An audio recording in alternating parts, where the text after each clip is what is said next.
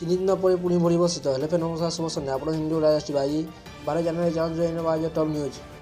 ଶୀତରେ ଥରୁଛି ସାରା ଓଡ଼ିଶା। ରାଜ୍ୟରେ ଶୀତ ଲହରୀ ଜାରି ରହିଛି। 10 ଡିଗ୍ରୀ ତଳେ 10 ସହର। ତେବେ ଆଜିଠାରୁ ବିଭିନ୍ନ ଜିଲ୍ଲାରେ 2ରୁ 4 ଡିଗ୍ରୀ ଯାଏଁ ବଢ଼ିପାରେ ତାପମାତ୍ରା ବୋଲି ସୂଚନା ମିଳିଛି। ଅର୍ଥାତ୍ ଶୀତ କମିବା ସମ୍ଭାବନା। 3 ଦିନ ପରେ ପୁଣି ବଢ଼ିବ ଶୀତ।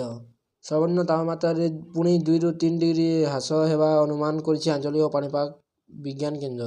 ଆଜିଠୁ 14 ତାରିଖ ଯାଏଁ 10 ଜିଲ୍ଲାରେ କୁହୁଡ଼ି ହେବାର ସମ୍ଭାବନା ରହିଛି। ଝାରସୁଗୁଡ଼ା, ପୁରୀ, ସମ୍ବଲପୁର, କଳାହାଣ୍ଡି, ଯାଜପୁର, ଭଦ୍ରକ, ଗଞ୍ଜାମ, ଗଜପତି, ଜଗତସିଂହପୁର ଏବଂ କେନ୍ଦ୍ରାପଡ଼ା ଜିଲ୍ଲାକୁ ୟେଲୋ ୱାର୍ଣ୍ଣିଂ ଜାରି କରାଯାଇଛି। ଏହାପରେ 15 ତାରିଖରୁ ପାଗ ଶୁଖିଲା ରହିବ ସହ ଶୀତ ବଢ଼ିବ ବୋଲି ସୂଚନା ମିଳିଛି। ପାରଳାଖେମୁଣ୍ଡି ଓ ବଲାଙ୍ଗୀରରେ ସର୍ବାଧିକ ତାପମାତ୍ରା 30 ଡିଗ୍ରୀ ରେକର୍ଡ କରାଯାଇଥିବା ବେଳେ ସର୍ବନିମ୍ନ ତାପମାତ୍ରା ଫୁଲବାଣୀରେ 6.5 ଡିଗ୍ରୀ ରେକର୍ଡ କରାଯାଇଛି। ଆଜି କଟକ, ନୟାଗଡ଼, ଅନୁଗୁଳ, କେନ୍ଦୁଝର, କନ୍ଧମାଳ ଓ ଢେଙ୍କାନାଳରେ ଘନ କୁହୁଡ଼ି ଯୋଗୁଁ ଦୃଶ୍ୟମାନତା ହ୍ରାସ ପାଇଥିବା ବେଳେ ଅନୁଗୁଳ, ଖୋର୍ଦ୍ଧା, ସୁନ୍ଦରଗଡ଼, କଳାହାଣ୍ଡି, ଝାରସୁଗୁଡ଼ା ଓ ସମ୍ବଲପୁରରେ ଗୋଟିଏ ଦୁଇଟି ସ୍ଥାନରେ ହାଲୁକା କୁହୁଡ଼ି ଦେଖାଦେଇଥିଲା।